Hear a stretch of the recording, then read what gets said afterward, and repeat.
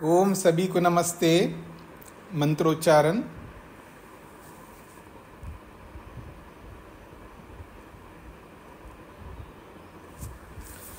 ओम सहना भवतु सहनौ भुनक्तु सह वीर्यं करवावहै तेजस्विनावधीतमस्तु मा विद्विषावहै। ओम शांति शांति शांति। वैशेषिक दर्शन की कक्षा संख्या 48 है। तीसरे अध्याय का दूसरा आहनिक प्रारंभ हुआ था पीछे। दूसरे आहनिक के 3 सूत्र हमने पूरे किए। प्रसंग चल रहा था मन के लक्षण, मन के लिंग। तो दूसरे आहनिक में पहला सूत्र में यह स्पष्ट किया था कि आत्मा इंद्रियों और अर्थों के साथ जब सन्निकृष्ट होता है, अर्थात संयोग को प्राप्त होता है, तो कभी ज्ञान होता है, कभी ज्ञान नहीं होता है। क्योंकि आत्मा इंद्रियों और अर्थों के साथ सन्निकृष्ट तो लगातार रहता है, फिर ज्ञान कभी होना कभी ना होना। तो ज्ञान का होना ना होना ये लिंग बन रहा है मन की सिद्धि में। ये एक बात कही है। दूसरी बात ये कही है, मन एक है या अनेक है। कैसे पता लगे कि मन एक है या अनेक है? तो उसके लिए स्पष्ट किया है कि प्रयत्न अयोगपद्यात्, कर्म एक साथ ना होने से, या प्रयत्न से कर्म को लिया गया है। दूसरी बात कही है ज्ञान अयोगपद्यात्, एक साथ अनेक ज्ञान ना होने से, एक साथ अनेक कर्म ना होने से पता लगता है कि मन एक है। अगर एक साथ अनेक कर्म होते, एक साथ अनेक ज्ञान प्राप्त होते, तो अनेक कर्म, अनेक मन सिद्ध होते। लेकिन एक साथ एक ही कर्म हो रहा है, एक साथ एक ही ज्ञान हो रहा है, इससे ये पता लगता है मन एक ही है।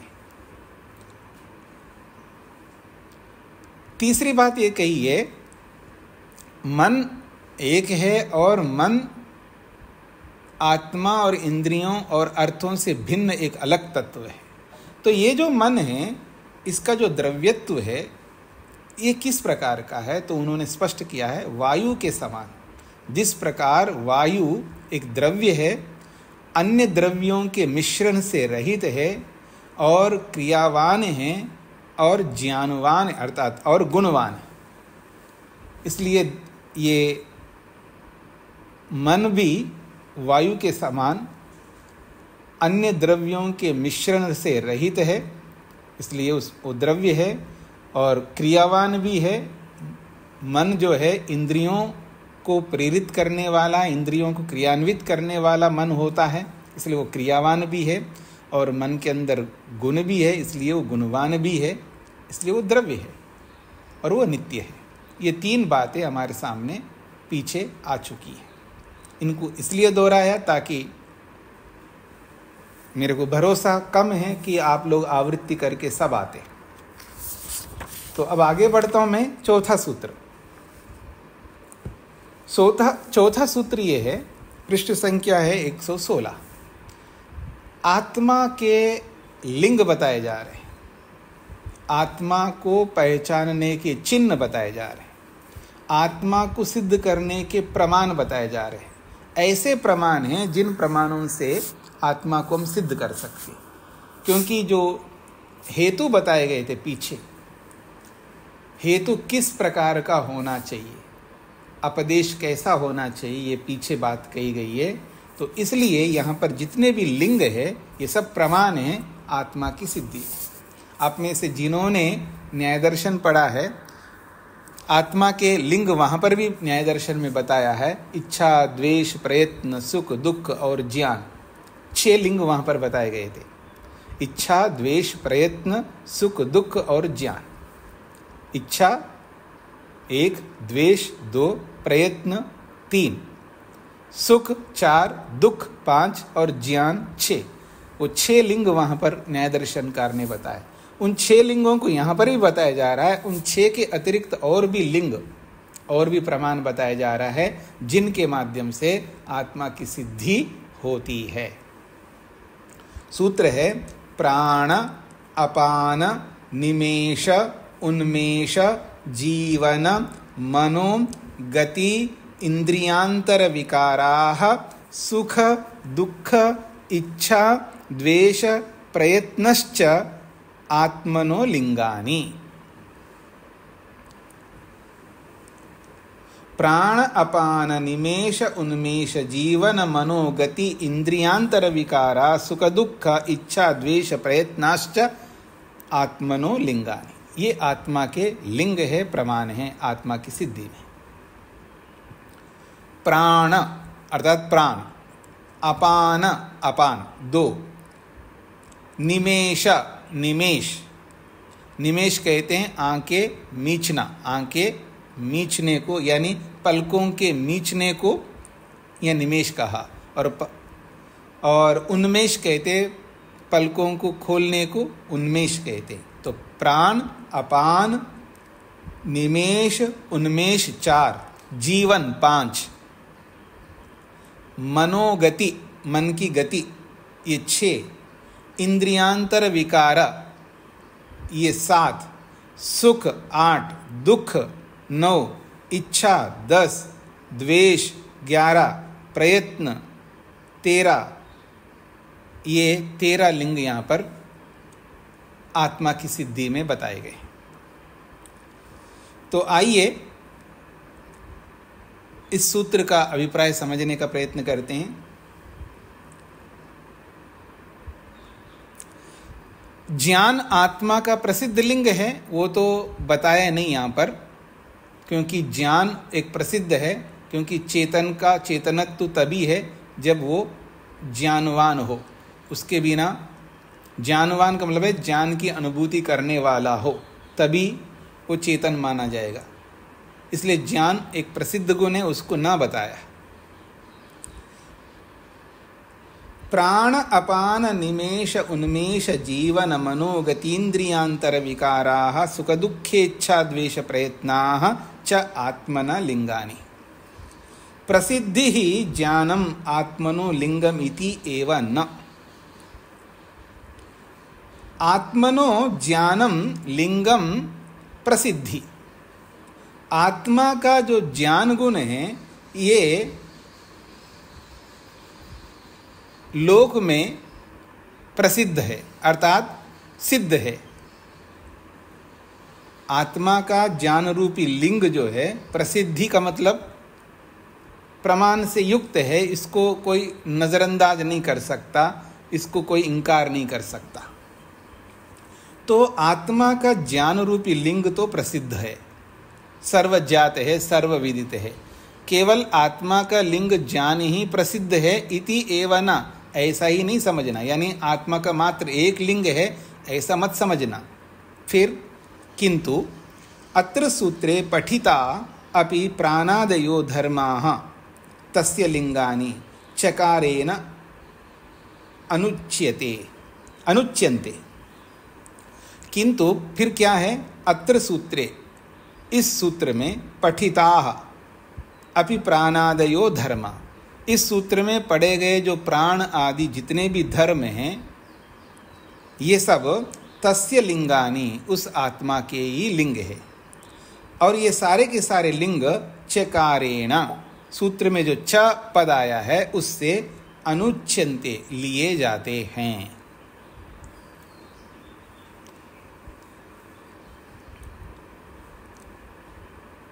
अब कह रहे हैं ज्ञानम तो स्वरूप लिंगम यद आत्मा ज्ञः। ये जो ज्ञान तो उस आत्मा का स्वरूप लिंग है, उसी का अपना यथार्थ रूप है। क्योंकि उसी से आत्मा आत्मा के रूप में जाना जाता है, जैसा कि आपने सत्यार्थ प्रकाश में भी पढ़ा हो। आत्मा कौन है जी? आत्मा ज्ञानवान है। आत्मा का मात्र एक गुण ऐसा है जो ज्ञा स्वरूप है, और उसी के विस्तार के रूप में 24 गुण बताए गए हैं वहां पर। आपने सत्यार्थ प्रकाश में पढ़ा हो। यद्यपि आत्मा ज्ञानवान है, चेतन है, ज्ञान उसका स्वरूप लिंग है, उसका अपना स्वरूप है वो ज्ञान, पर उसी ज्ञान के स्वरूप को विस्तार से 24 बना करके प्रस्तुत किया गया है सत्यार्थ प्रकाश में। तो आत्मा के 24 गुण हैं। अब यहां पर जो ये गुण बताए सारे के सारे आत्मा के अपने, ऐसा नहीं है। लिंग जो होते हैं स्वयं के भी बना सकते, दूसरों के भी बना सकते, ये याद रखिएगा।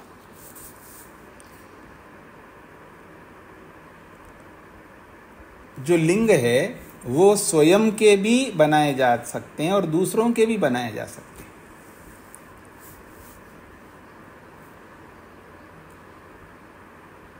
ये आपको स्पष्ट हो गया जी? सबको क्लियर हो गया?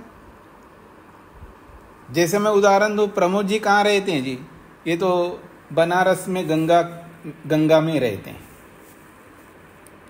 गंगा में रहते। तो गंगा और प्रमोद जी को साथ जोड़ दिया, गंगा बराबर प्रमोद जी। अब गंगा पे जाओ, आप प्रमोद जी मिलेंगे आपको वहां पर। अथवा अब गंगा आपको समझ में नहीं आ जाए, प्रमोद जी कहाँ रहते हैं जी?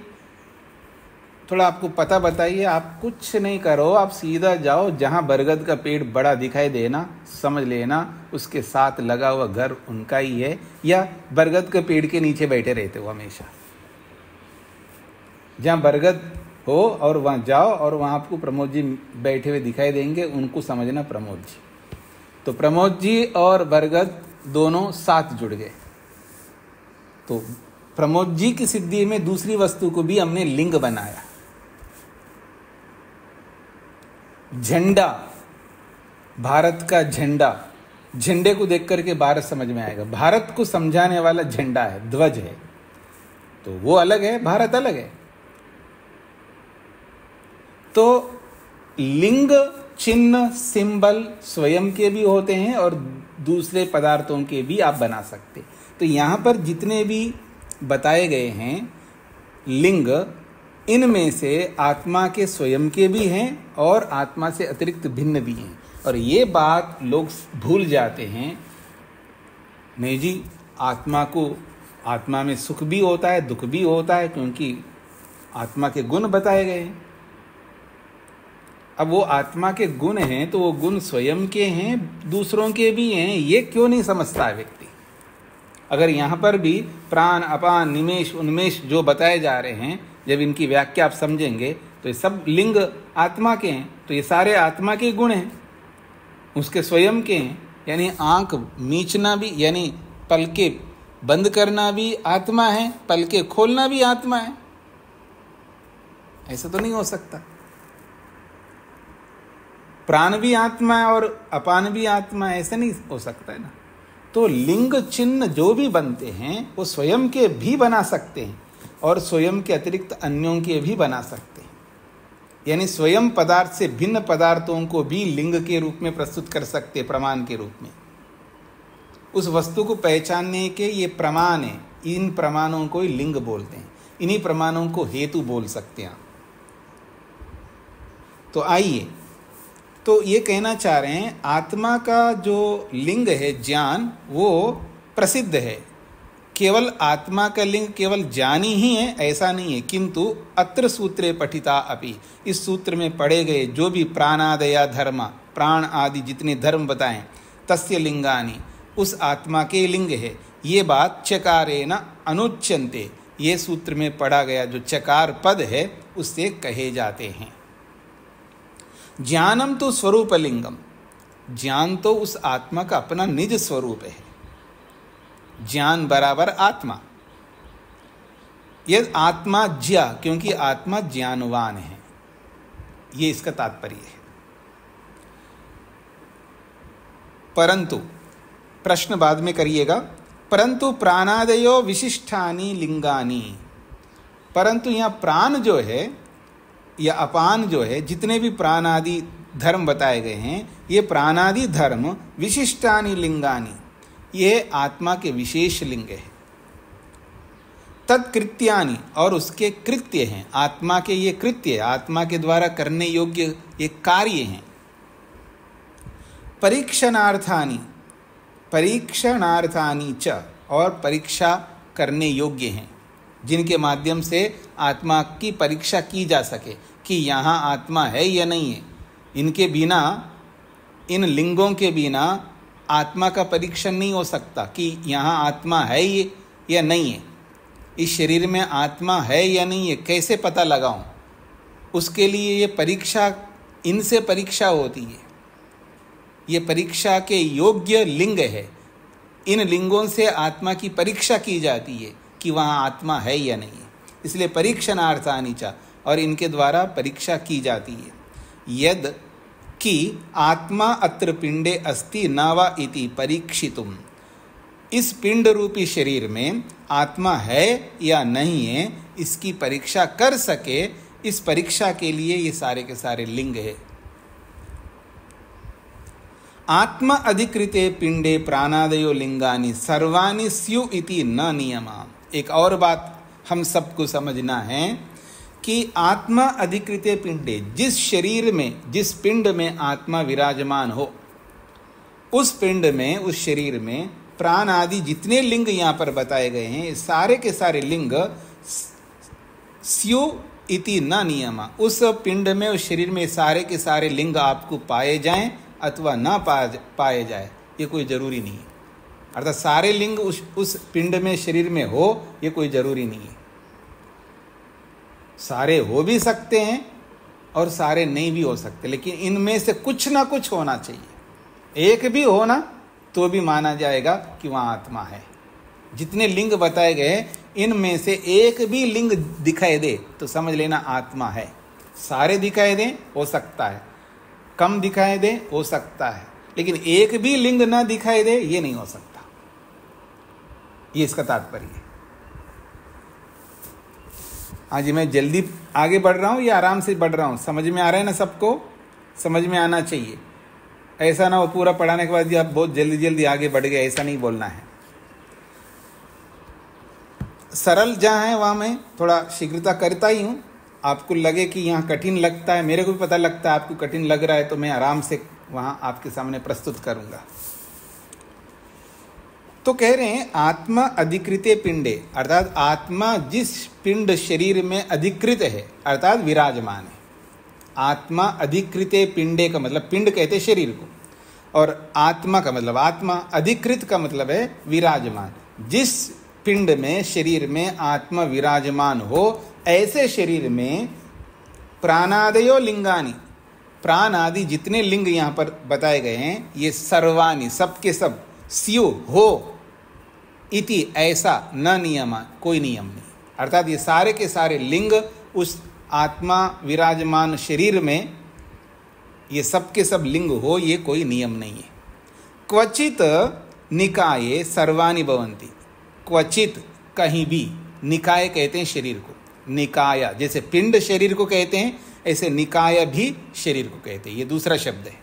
तो क्वचित निकाये, किसी शरीर में, सर्वाणि भवन्ति, किसी किसी शरीर में सारे के सारे लिंग होते हैं। यथा मानव देहे, मनुष्य शरीर में, देह का अर्थ भी शरीर है, निकाय का अर्थ भी शरीर है, पिंड का अर्थ भी शरीर है। निकाय का हो, पिंड का हो और देह का हो, एक ही बात है। तो क्वचित निकाये, किसी शरीर में, सर्वाणि भवन्ति, सारे के सारे लिंग होते हैं। यथा जैसे कि मानव देहे, मानव शरीर में। कस्मिंश्चित, कस्मिंश्चित का मतलब किसी और शरीर में, तदपेक्षया, मानव शरीर की अपेक्षा से, तदपेक्षया का अर्थ है मानव शरीर की अपेक्षा से, न्यूनानि, कम लिंग भी होते हैं। कस्मिंश्चित, किसी शरीर में, तद अपेक्षया, मानव शरीर की अपेक्षा से, न्यूनानि, कम लिंग भी होते हैं। यथा, उदाहरण के लिए बोल रहे हैं, पशु पक्षी शरीर है, पशु पक्षी के शरीर में सारे लिंग हो जो मनुष्य शरीर में हो, ये कोई जरूरी नहीं है।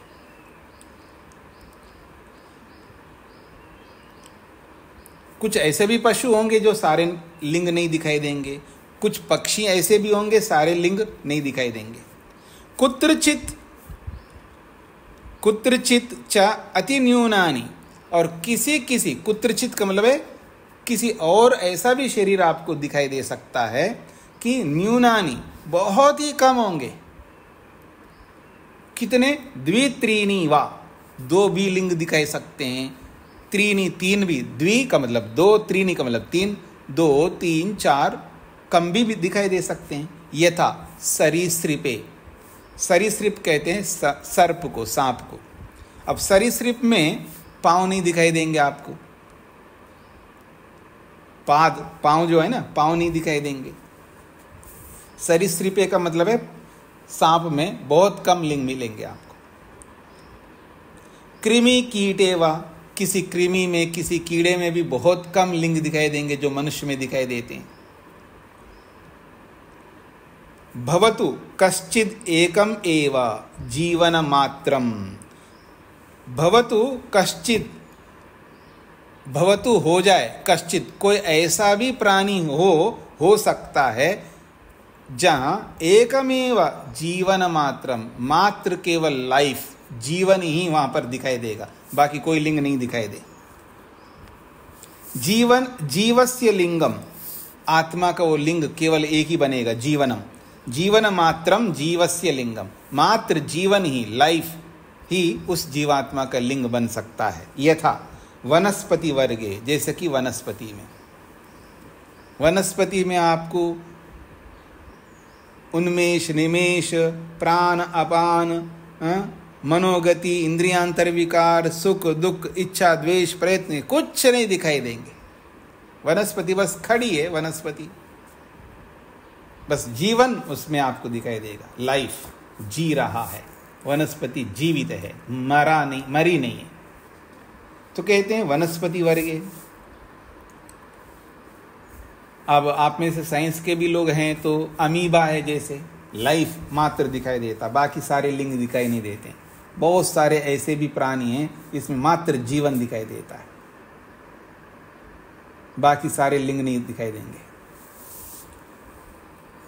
जीवति इति जीवा, जीव को जीव क्यों कहते हैं? जीवति इति जीवा, जो जी रहा है उसको जीव कहते हैं। जीवात्मा इसलिए कहते हैं जो जीने वाला आत्मा है, यानी जीवन जिसका चल रहा है उसको जीवात्मा कहते हैं, नहीं तो वो आत्मा है मात्र। तो जीव को जीव क्यों कहते हैं? जीवति इति जीवा, जो जी रहा है, जो जी रहा है, जिसमें लाइफ है, वो जीव कहलाता है। यत्र जीवा तत्र जीवनम, और यत्र जीवा का मतलब है जिस शरीर में जीव है वहां जीवनम, वहां जीवन होता है। जिस शरीर में आत्मा है, यत्र जीवा, जहां जीव है, अर्थात जिस शरीर में आत्मा है, जीवनम, वह जीवन है, तत्र जीवनम, वह जीवन है। यत्र व जीवनम तत्र जीवेन आत्मना भवितव्यमेव, या यूं भी कह सकते हैं, वा का मतलब अथवा, यत्र जीवनम, जहां भी जीवन दिखाई दे रहा है, तत्र जीवेन आत्मना भवितव्यमेव, वहां जीवात्मा को तो होना ही चाहिए।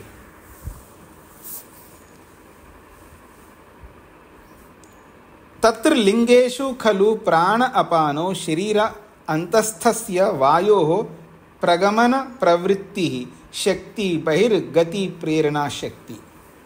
प्राण अपान क्या चीज है? प्राण अपान को समझाया जा रहा है, क्योंकि प्राण, सबसे पहले प्राण को लिंग के रूप में प्रस्तुत किया है, उसके बाद अपान को प्रस्तुत किया है, तो प्राण अपान क्या होता है उसको समझा रहे हैं। तो प्राण अपानो, प्राण और अपान तो शरीर अंतस्थस्य वायोः प्रगमन प्रवृत्ति, शरीर अंतस्थस्य मतलब शरीर के अंदर विद्यमान, शरीर के अंदर विद्यमान वायोः, वायु के, प्रगमन प्रवृत्ति, प्रगमन प्रवृत्ति, प्रगमन का मतलब संचार रूपी प्रवृत्ति, शरीर के अंदर जो प्राण का संचार चल रहा है, शरीर के अंदर जो प्राण का संचार चल रहा है ये है प्रगमन प्रवृत्ति, यानी प्राण निरंतर संचार, प्राण का निरंतर संचार जिस शरीर के अंदर हो रहा हो उसको यहां पर प्राण शब्द से कहा है। प्राण प्रगमन प्रवृत्ति शक्ति, प्रगमन प्रवृत्ति शक्ति का मतलब है प्राण का संचार रूपी जो शक्ति जो निरंतर शरीर में संचरित हो रहा है या हो रही है शक्ति, प्राण संचार शक्ति निरंतर उस शरीर में हो रही है, शरीर के अंदर, उसी को प्राण कहते हैं।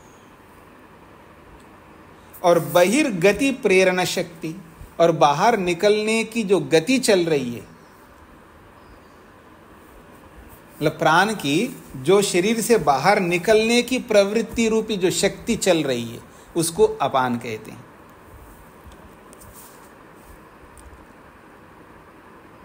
तो स्पष्ट हो गया जी सभी को, प्राण और अपान एक अंदर निरंतर चल रहा है, यानी पूरे शरीर को प्राण प्राप्त हो रहा होता है, पूरे शरीर के अंदर प्राण प्राप्त हो रहा होता है तभी आदमी ठीक रहता है। और प्राण पूरे शरीर को प्राप्त नहीं होगा ना तो मुश्किल हो जाएगा। जिसको आप जीवनीय शक्ति कहते हैं ना, वो ही प्राण ही होता है वो, अर्थात शरीर के हर सेल को जीवनी शक्ति निरंतर मिलती रहती है ना, वो अंग जो है वो जीवित रहता है। अगर वो जीवनी शक्ति उस अंग को प्राप्त नहीं होती है, वो अंग जो है मर जाता है। तो प्राण का संचार पूरे शरीर में निरंतर चल रहा होता है।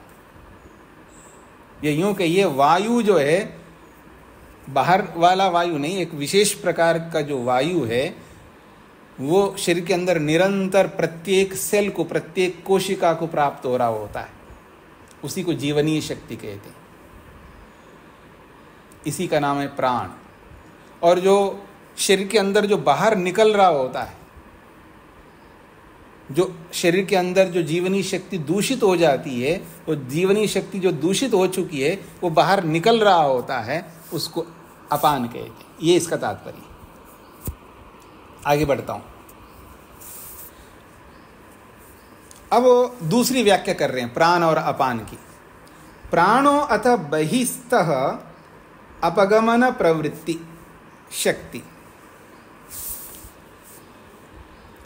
प्राणो अथ, प्राण उसको कहते हैं, अथ अथवा या और, प्राण उसको कहते हैं बहिस्तो अपगमन प्रवृत्ति। शरीर से अंदर बाहर निकलने की जो प्रवृत्ति रूपी शक्ति है उसको प्राण कहते हैं। ये दूसरी व्याख्या, आपने सत्यार्थ प्रकाश में भी पढ़ा हो, ऐसी व्याख्या भी है। दोनों प्रकार से प्राण की व्याख्या हो जाती है। बहिस्तो अपगमन प्रवृत्ति, बाहर होकर के बाहर निकलने की प्रवृत्ति हो रही है, उसको प्राण कहते।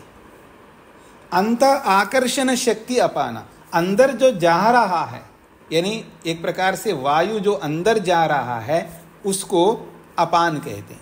अपान बोला आपानयति, अपाना, जो अंदर जो सांस जा रहा है उसको अपान कहते हैं, और जो प्रश्वास के माध्यम से जो बाहर आ रहा है उसको प्राण कहते हैं। बाहर आने वाला प्राण, अंदर जाने वाला अपान।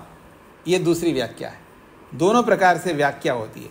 जो अंदर जा रहा है उसको प्राण कहते हैं, बाहर निकल रहा है उसको अपान कहते हैं। ऐसी भी व्याख्या है जो पहले की है। अब ये व्याख्या की जा रही है, जो अंदर से बाहर आ रहा है उसको कहते हैं प्राण, और जो बाहर से जो अंदर जा रहा है उसको कहते हैं अपान। ये भाषा की विशेषता है। ये भाषा विज्ञान को जो जानता है वो ये समझ सकता है आसानी से। बस आपको जैसा बताया जा रहा है वैसा मानना है। दो प्रकार की व्याख्या होती है। आज यहाँ तक पहुँच गए जी आप लोग। सत्यार्थ प्रकाश को भी आप लोग देख लीजिएगा, जहाँ प्राण अपान की व्याख्या की है स्वामी दयानंद सरस्वती जी ने, वो ऐसी व्याख्या की है जो यहाँ पर बताया गया है। फिर कह रहे हैं यत्र एतो प्राणापानो प्रचलतः, यत्र का मतलब जिस शरीर में, यत्र जिस शरीर में, एतो ये दोनों, कौन ये दोनों, प्राणापानो, प्राण और अपान, प्रचलता निरंतर चलते रहते हैं, तत्र आत्मा, वहाँ पर आत्मा है, अनायास सिद्ध होता है। जहाँ प्राण अपान निरंतर नहीं चल रहे हैं तो समझ लेना वहाँ आत्मा नहीं है।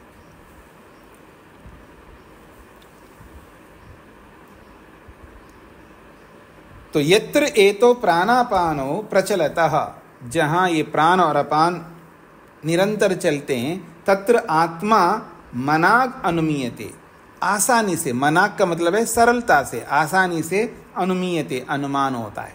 अर्थात प्राण अपान की गति को देख करके मनाग शीघ्र ही सरलता से आत्मा अनुमीयते, उस शरीर में आत्मा है ऐसा अनुमान होता है। अगली बात, प्राण और अपान को समझा दिया है, 2 लिंग पूरे हो गए। अब तीसरा और चौथा लिंग बताया जा रहा है, निमेष उन्मेषो। निमेष और उन्मेष ये क्या होते हैं? तो निमेष को बताया जा रहा है, नेत्र पक्ष्मणोः संयोजनम। नेत्र पक्ष्मणः या नेत्र पक्ष्मणोः, नेत्र के पलकें, इन दोनों पलकों का संयोजनम, मिल जाना, इसको कहते हैं निमेषा, निमेष कहते हैं। और ये सब आप जानते हैं, दोनों पलकों को संयोजन करो, अर्थात दोनों पलकों को मिला दो, मिलाना कहो, संयोजन कहो या सन्निकर्ष कहो, एक ही बात है। तो दोनों पलकों का सन्निकर्ष कर दो तो इसको कहते हैं निमेषः। तथा तयोश्च उद्घाटनम उन्मेष, और दोनों पलकों को उद्घाटन कर दो, अर्थात विभाग कर दो, अलग कर दो, इसको उन्मेष कहते हैं। हाँ जी, मेरे साथ साथ चलना है सबको, स्पष्ट हो गया होगा, सरल बातें हैं। और जिस शरीर के अंदर निमेष और उन्मेष होता है तो समझ लेना वहाँ जीवात्मा है।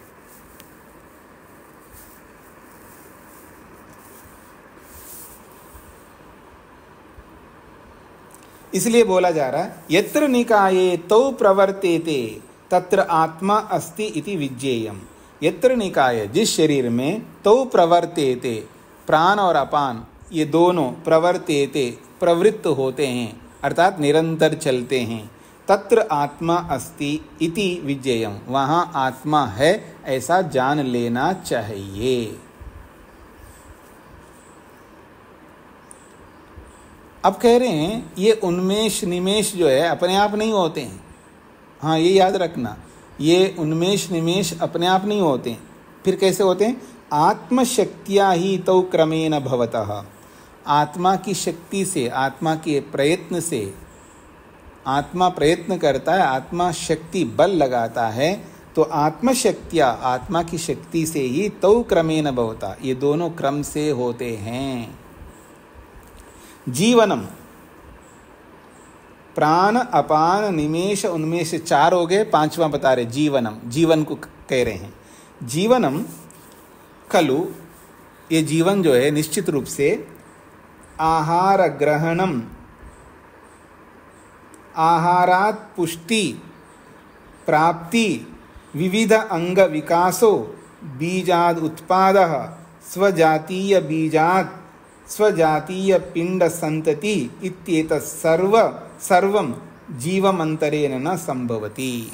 जीवन को समझा रहे हैं, लाइफ जिसको आप कहते हैं ना, life, what is the life, life क्या होता है, जीवन किसे कहते हैं, तो जीवन को समझा रहे हैं। जीवनम खलु, जीवन तो आहार ग्रहणम, जहाँ आहार लिया जाता है, अर्थात खाया जाता है, पिया जाता है।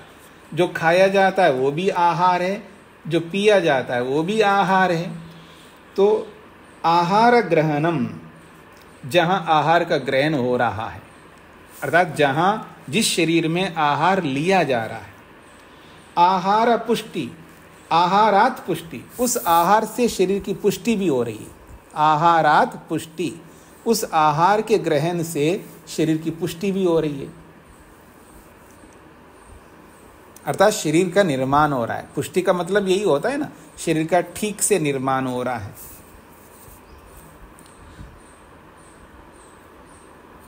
शरीर पुष्टि प्राप्ति, और शरीर को कुछ प्राप्त भी हो रहा है उस आहार से।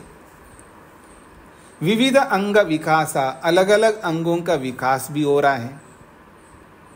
बीजाद उत्पादः, बीज से उत्पत्ति भी होती है। स्वजातीय बीजाद स्वजातीय पिंडः संतति, जिस जाति का बीज होता है उसी जाति का पिंड शरीर उत्पन्न होता है। अगर जाति अलग है और पिंड अलग हो जाए ऐसा तो हो नहीं सकता। मतलब बीजाद उत्पाद, बीज से उत्पत्ति होती है, लेकिन किस बीज से कौन उत्पन्न होता है? मनुष्य के बीज से मनुष्य उत्पन्न होता है, कुत्ते के बीज से कुत्ता उत्पन्न होता है, ऐसा। तो स्वजातीय बीजाद, अपनी अपनी जाति के बीज से ही स्वजातीय पिंडा, उसी जाति वाला पिंड शरीर उत्पन्न होता है। संतति, वही संतति आएगी जिस संतति का बीज होता है। इति एतत् सर्वम, ये सब के सब जीवम अंतरेण न संभवति, बिना आत्मा के सब नहीं हो सकता। ये हो गए जी आपका प्राण अपान, निमेष उन्मेष और जीवन, 5 हो गए। छठा मनः, मनन साधनम अंतकरणम अपि खलु आत्मलिंगम, मन भी आत्मा की सिद्धि के लिए एक कारण है, एक लिंग है। मनन साधनम अंतकरणम, मनन करने का जो साधन है वो अंतकरण है, अंदर से मनन करता है। ये मनन साधनम अंतकरणम अपि, मनन का साधन अंतकरण भी खलु आत्मलिंगम, ये आत्मा का लिंग है। यथा, जैसे कि दर्शन साधनाभ्याम नेत्राभ्याम दृष्टा आत्मा, बहुत बड़ी बात कही जा रही है। दर्शन साधनाभ्याम, दर्शन रूपी साधन से, दर्शन रूपी साधन 2 है ना, दर्शन के साधन 2 आंखें, ये दर्शन के साधन, देखने के साधन। दर्शन साधनाभ्याम का मतलब देखने के साधन रूपी नेत्राभ्याम, नेत्रों से। नेत्राभ्याम का ये दर्शन साधनाभ्याम विशेषण है। नेत्रों से, कैसे नेत्र हैं? दर्शन साधनाभ्याम नेत्राभ्याम, दर्शन के साधन रूपी नेत्रों से आत्मा कैसा बनता है जी? दृष्टा कहलाता है। देखने के साधनों के कारण से ही आत्मा दृष्टा कहलाता है। इसलिए मैं अक्सर आप लोगों को बोलता हूँ, हाँ जी दृष्टा बन करके देखिए। बस दृष्टा मात्र, दृष्टा भाव से देखना है। आप केवल दृष्टा भाव से नहीं देखते, देख करके राग बनाते हैं या द्वेष बनाते हैं या मोह बनाते हैं। राग बनाते ही रागात्मक कर्म कर बैठते हैं, द्वेष बनाते ही द्वेषात्मक कर्म बना देते हैं, मोह बनाते ही, मोहग्रस्त होते ही मोहात्मक कर्म बन जाएगा। अब खाली नहीं रह सकते, दृष्टा भाव से देखना है, बहुत बड़ी बात है ये। तो नेत्र के कारण से दृष्टा आत्मा बनता है। तथा मनन साधनेन मनसा मंता आत्मा अपि अनुमातव्यः, जैसे नेत्रों से दृष्टा आत्मा बनता है, तो मनन साधनेन, मनन करने के साधन रूपी मन से मंता आत्मा, मनन करने वाला मंता बनता है। जैसे दृष्टा होता है ना, ऐसे मंता कहलाता है। मंता का मतलब है मनन करने वाला, दृष्टा का अर्थ है देखने वाले को दृष्टा, मनन करने वाले को मंता कहते हैं। और ये मंता कैसे सिद्ध हो रहा है? मनन करने के साधन मन के कारण से, मन हो तभी मंता कहलाएगा, नेत्र हो तभी दृष्टा कहलाएगा, ऐसा।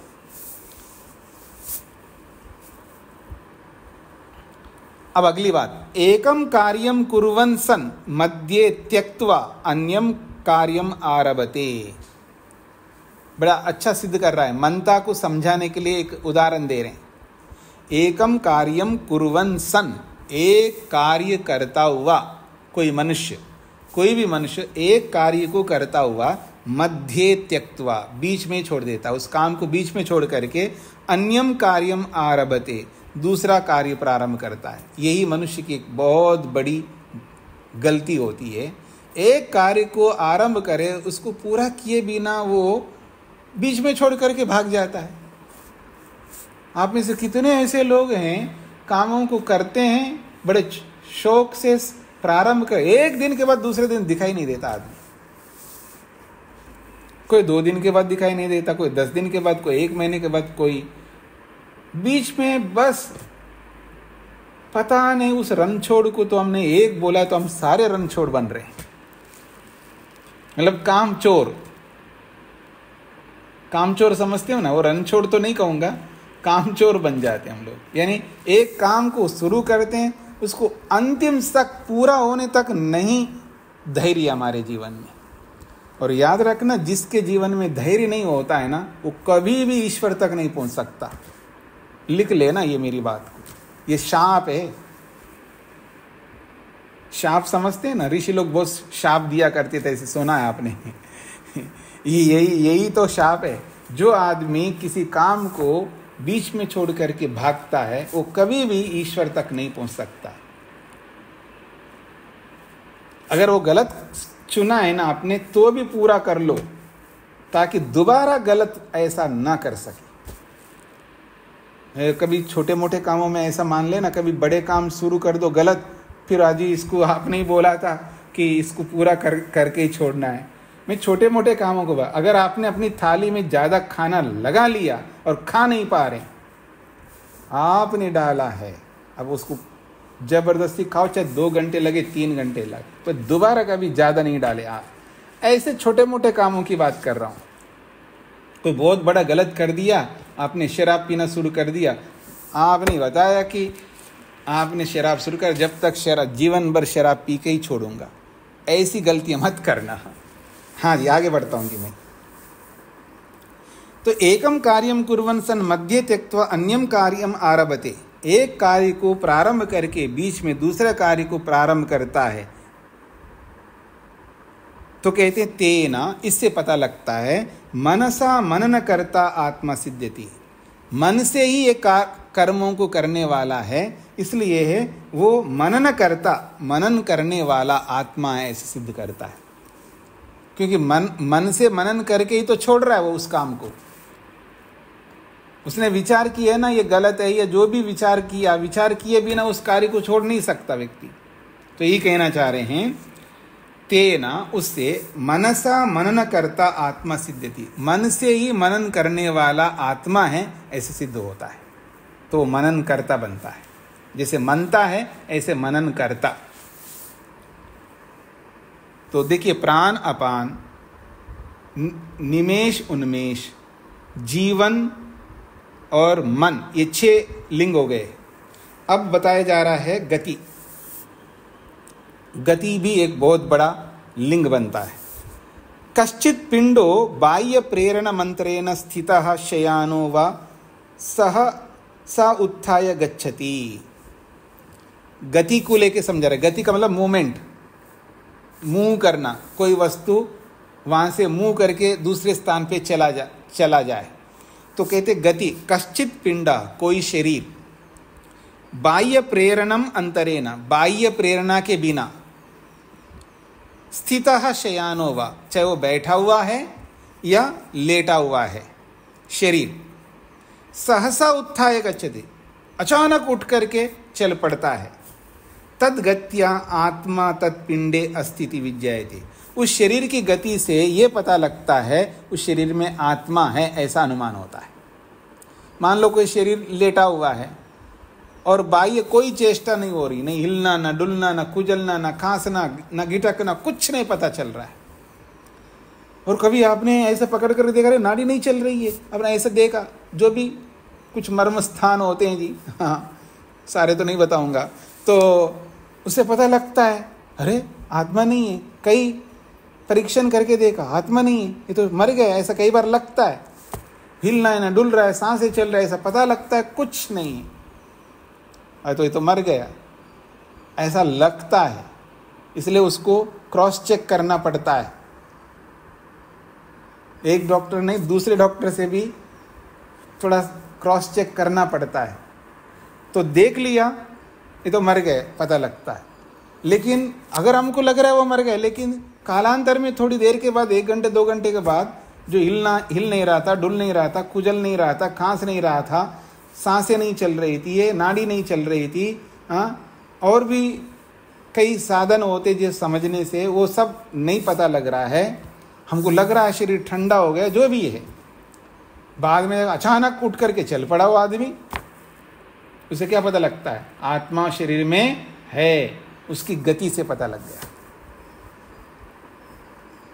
तो कश्चित पिंडो बाह्य प्रेरणा अंतरेण, बाह्य प्रेरणा के बिना स्थितः, खड़ा है, ये बैठा है, शयानो वा, ये लेटा हुआ है, सहसा उत्थाय गच्छति, अचानक उठ करके चल पड़ता है, तद गत्या, उस शरीर की गति से आत्मा तद पिंडे अस्ति इति ज्ञायते, आत्मा उस शरीर के अंदर है ऐसा पता लगता है।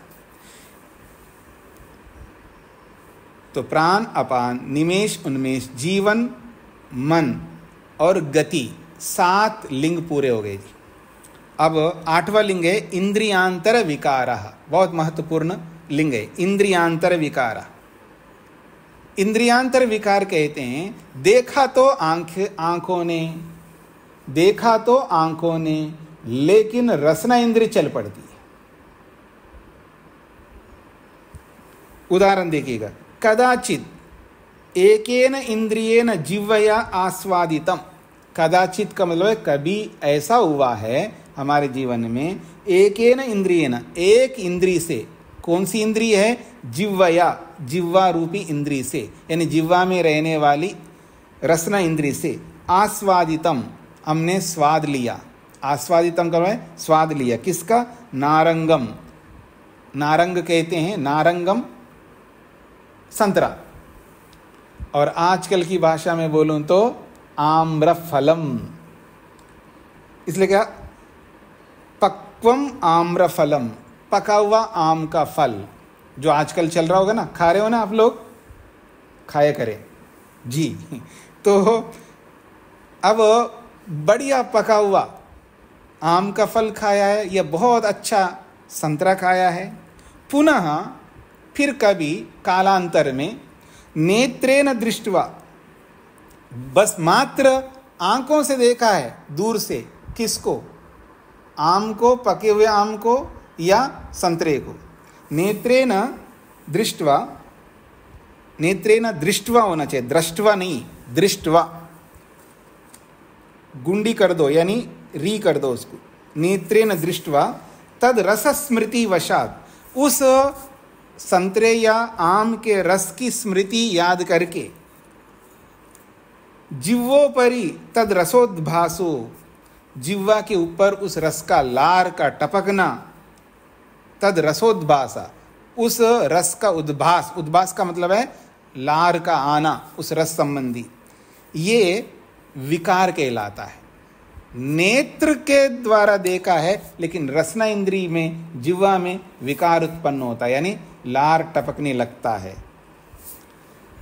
तो रसोद्भासो विकार संजायते, तो रस का टपकना रूपी विकार संजायते, उत्पन्न होता है जिह्वा में। तेना, उससे इंद्रिय विषय संवेदी स्मरता, इंद्रिय विषयक संवेदन करने वाला, यानी उस इंद्रिय से संवेदन करने वाला, रसना इंद्रिय से संवेदन करने वाला, रसना इंद्रिय से अनुभव करने वाला, स्मरता आत्मा अनुमीयते, स्मरण करने वाला आत्मा का अनुमान होता है। देखा तो आंखों ने, लेकिन रसना में क्यों पानी आ रहा है? जीभ पर पानी क्यों आ रहा है? जीवा पे जो लार क्यों टपक रहा है आपको? इसका मतलब आपने स्मरण किया है, अरे वो रस बहुत अच्छा, वो नारंगी, वो संतरा बड़ा अच्छा था, और वो जो आम था ना, वो जबरदस्त आम था, जीवन में ऐसा आम खाया दोबारा नहीं मिल रहा है, अथवा पिछले सीजन में जैसा आम खाया वैसा नहीं मिल रहा, वो उसको याद करते ही, आम को देख करके वो याद हो जाएगा, उसका स्मरण करके आपकी जीवा में लार टपक रहा है, तो स्मरता रूपी आत्मा का अनुमान होता है। ताभ्याम इंद्रियाभ्याम भिन्ना, उन दोनों इंद्रियों से, नेत्रों से और रसना इंद्रिय से, जिह्वा से, इन दोनों इंद्रियों से भिन्न कोई और है, जिसके कारण से ऐसा हो रहा है, ऐसा आत्मा का आपको भान होता है। सुख दुख इच्छादयस्तु आंतरिका अनुभूति गुणा, सुख है, दुख है, इच्छा है, ये तो आंतरिक गुण हैं, और ये सबको पता है। आपको सुख हो रहा है, आपको दुख हो रहा है, आपके अंदर इच्छा उत्पन्न हो रही है, ये सब आंतरिक अनुभूतियां हैं। न जड़े संतिष्ठन्ते, ये जड़ किसी भी जड़ वस्तु में ये आंतरिक गुण नहीं हो सकते।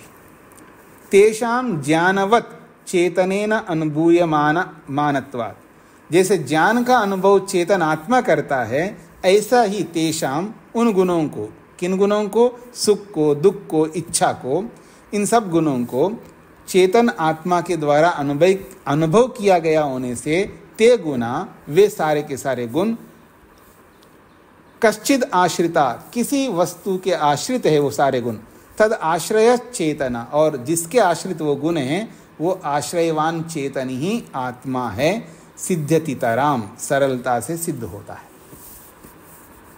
तो सुख हो, दुख हो, इच्छा हो, प्रयत्न हो, ये सारे के सारे गुण आंतरिक गुण हैं, अंदर से अनुभव होने वाले हैं। और ये अंदर से जो सुख का, दुख का, इच्छा का अनुभव करता है वो और कोई नहीं, आत्मा ही होता है, चेतन ही होता है। जड़ ऐसा नहीं कर सकता, ऐसा अनुभव होता है। तो ये सारे के सारे गुण आपके सामने आ चुके हैं। तो पूरा हो गया सूत्र। मोहनलाल जी को क्या पूछना है? ओम आचार्य जी नमस्ते। जी स्वामी जी नमस्ते। बोलिएगा। जी स्वामी जी, कुछ ऐसे भी जीव हैं कि जिनमें एक भी लक्षण या लिंग घटित नहीं होता, जैसे मुंह की लार में जो असंख्य लाखों बैक्टीरिया हैं और वो जीव हैं, तो क्या उनमें कोई घटित होता है ये लिंग या नहीं होता? तो बताए तो है ना, जीवन जिसमें लाइफ है, जिसमें जीना है, वो जी रहा है, उसका जीवन ही बताता है कि वहाँ आत्मा है। तो कैसे मालूम पड़ेगी कि वो जीवन है? पहले आपको अमीबा जीव है, प्राणी है, ये मालूम पड़ना चाहिए। जब वो बैक्टीरिया को आप देख ही नहीं जान पा रहे, समझ नहीं पा रहे, तो आपको कैसे पता लगेगा?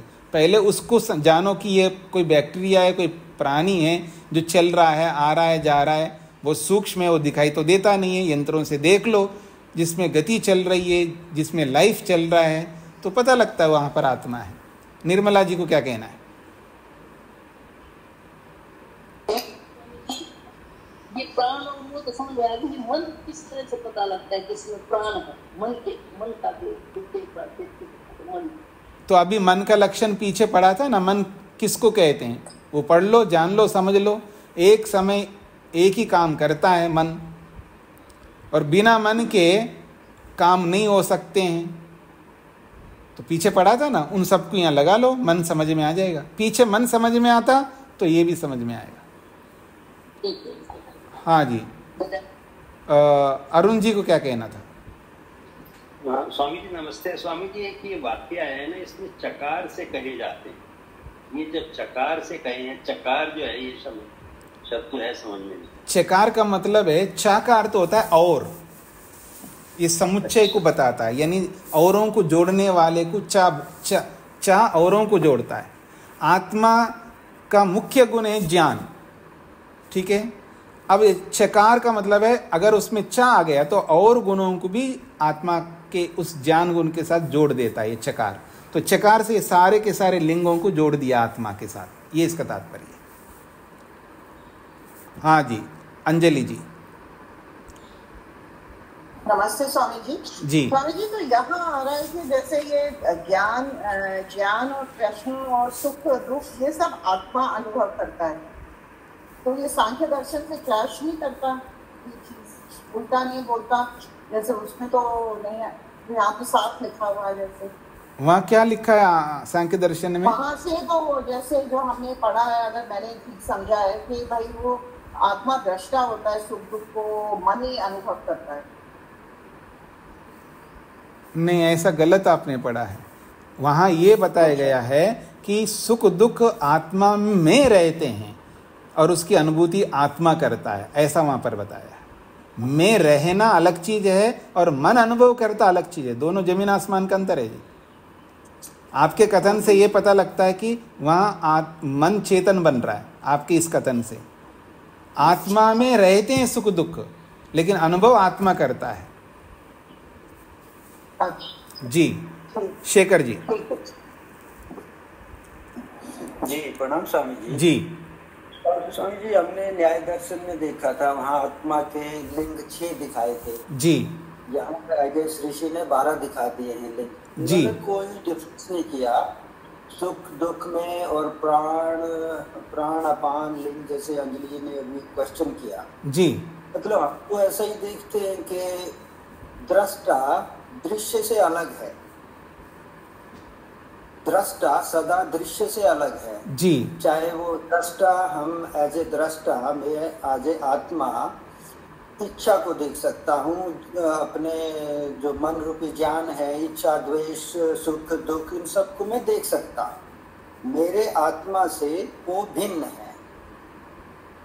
आप बोलिएगा, फिर मैं बाद में बताऊंगा। आप जो कहना चाहते हो वो बताइए। मतलब यहाँ भी मेरे हिसाब से तो ऋषि यही दिखा रहा है, मतलब उनको लिंग बोल रहा है, ना कि अभी आपने उनको अंतरात्मा के गुण बता दिए। सुख दुख आदि को तो अंतरात्मा के गुण बता दिए।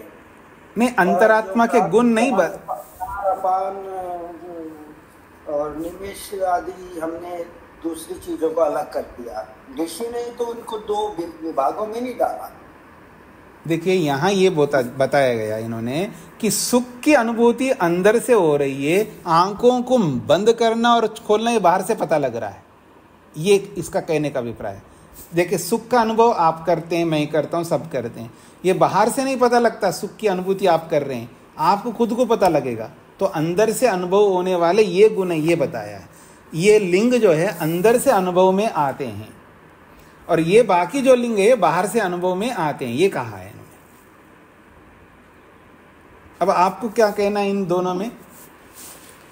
ना वो ठीक है, एक एक्सटर्नल लिंग है, और मतलब ऋषि ने तो इनको अलग नहीं किया ना। नहीं, देखिए ऋषि ने अलग नहीं किया, ये आपका कथन है। ये साक्षात पता लग रहा है शब्दों से। प्राण अपान निमेष उन्मेष जीवन, ये सब अलग ही है, सुख दुख से बिल्कुल अलग है। उनको ऐसा बताने की जरूरत नहीं है। हर चीज बताई नहीं जा, अंडरस्टूड होता है। कुछ बातें बताने पड़ते हैं, कुछ जो है अपने आप अंडरस्टूड होते हैं। तो जहाँ अंडरस्टूड बातें होते हैं उनको बताने की आवश्यकता नहीं पड़ती है। बिना बताए वो अंडरस्टूड है कि ये बाह्य अनुभूतियाँ हैं, वो आंतरिक अनुभूतियाँ हैं। उनके बताने से ही हम समझे इनको ये कि ये बाह्य अनुभूति है, क्योंकि उन्होंने बताया। और मान लीजिए नहीं बताया तो हम अनुभव नहीं करेंगे, ऐसा तो है ही नहीं है। तो ये अंडरस्टूड है, इसलिए नहीं बताया। जी जी स्वामी जी, मैं उससे बिल्कुल सहमत हूँ जी। कुछ लिंग बाह्य हैं, कुछ आंतरिक जी। बट ये जो अभी मुझे ऋषि से कहीं नहीं पता चलता कि इच्छा दुख सुख प्रयत्न द्वेष ये आत्मा के गुण हैं, आंतरिक गुण कह लो। और मतलब ये तो हम जैसे वो बाह्य हैं, वो भी आंतरिक हो सकते हैं, मन के हो सकते हैं। यहाँ इन्होंने 12 लिंग बताया है, मतलब आत्मा से इनको नहीं जोड़ा है। जो मेरी एक बेसिक स्टेटमेंट जो आज तक मुझे समझ में आई है, इन भाष्यकारों से कभी भी समझ में नहीं आया, जो भाष्यकार हम समझते हैं कि जो दृष्टा एज ए आत्मा में कभी भी दृश्य नहीं हो सकता। मेरे लिए इच्छा भी एक दृश्य है, सुख दुख भी एक दृश्य है, और प्रयत्न भी एक दृश्य है। उन सबको मैं देख सकता हूँ। इट मीन्स अनुभव कर सकता हूँ। ये जी अनुभव कर सकता हूँ जी। तो वो मेरे से अलग है। ठीक है। जो आत्मा का जो ज्ञान है अपना, जिससे उसको अनुभूति होती है, सब ज्ञान हटने पर भी ये होता है कि मैं हूँ। वो भी तो देख रहा है ना, उस मैं हूँ की जो अनुभूति, वो भी आत्मा से अलग है। अगर इच्छा आत्मा से अलग आप कहना चाहेंगे तो ज्ञान भी तो आत्मा से अलग है ना। फिर आत्मा जी जब उसमें स्वामी दो हैं। एक तो ज्ञान जो मन के माध्यम से होता है, उस चीज से मैं कह रहा हूँ मैं हूँ, और एक मैं हूँ, मतलब वो ये स्टेटमेंट नहीं कहता मैं हूँ जी। बट एक जो आत्मा का चेतनता है, आत्मा कह लो, चेतनता कह लो, वो एज इट इज, मतलब वो किसी की स्टेटमेंट नहीं कहता कि मैं हूँ। ठीक है, उसकी एग्जिस्टेंस है। ठीक है, वो मन रूपी ज्ञान से ही कहता मैं हूँ। ठीक है, मन रूपी ज्ञान को हटा देखें, आत्मा है एक स्टेटमेंट है, आत्मा अपने आप में है, उसका एग्जिस्टेंस है। हाँ, बस वो मतलब वो कोई स्टेटमेंट नहीं कह रहा। ठीक है, उसमें कोई आपत्ति नहीं है, उसमें कोई आपत्ति नहीं। जी जी। तो ये मतलब दुख सुख प्रयत्न आदि ये तो मतलब आत्मा से बिल्कुल बाहर है, मैं ऐसा देखता हूँ। तो बाहर है, इसमें कोई आपत्ति नहीं है। इन बार वालों से तो आत्मा की सिद्धि कर रहे हैं, बस इतनी सी बात है। जी जी जी, उसमें कोई दो राय नहीं है। जी, मतलब ऋषि भी उन सबको लिंग ही कह रहे हैं ना। हाँ जी, लिंग ही कह रहे हैं। हाँ जी, बिल्कुल। जी जी। हाँ जी, राजगोपाल जी का क्या कहना है? नमस्ते सर जी। यहाँ जो प्राण अपान और जीवन जी, इनमें क्या है, अब अलग क्या है, ये समझ में नहीं आया। देखिए प्राण तो एक हम जो सांस ले रहे हैं और निकाल रहे हैं, ये प्राण है। तो जीवन जो बोला इन्होंने, जीवन के लिए जो बोला इन्होंने, जब आहार लिया जाता है, आहार लेते हैं ना, हम आहार ले रहे हैं, उस आहार से पुष्टि हो रही है, उस पुष्टि से जो है विविध अंगों का विकास हो रहा है, इसको जीवन बता रहे हैं। वैसे जीवन की व्याख्या की गई। हाँ जी, हाँ जी जी। तो इसको आज इतना ही रखते हैं। इन सबके बारे में, लिंगों के बारे में विचार कर लीजिएगा, और फिर कोई प्रश्न होगा तो फिर हम कल समझ लेंगे। अभी समय पूरा होता है। आपको कुछ कहना शेखर जी? हाँ, नहीं करता मैंने स्वामी जी। हाँ जी, मतलब दृश्य इंद्रियों से जो रस इंद्रियां एक्टिवेट हो रही है, जी जी, उसके बारे में जी कल समझते हैं। जी जी जी स्वामी। ओम शांति शांति शांति।